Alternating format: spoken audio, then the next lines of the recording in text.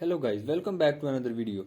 In this video I will show you how to fix Gears of War high ping problem in your Windows on PC and laptop. So to fix this issue, follow every step as I am showing in this video, and do not forget to subscribe this channel and also press the bell icon for the latest upcoming videos. Hope so this will fix your problem and help you a lot.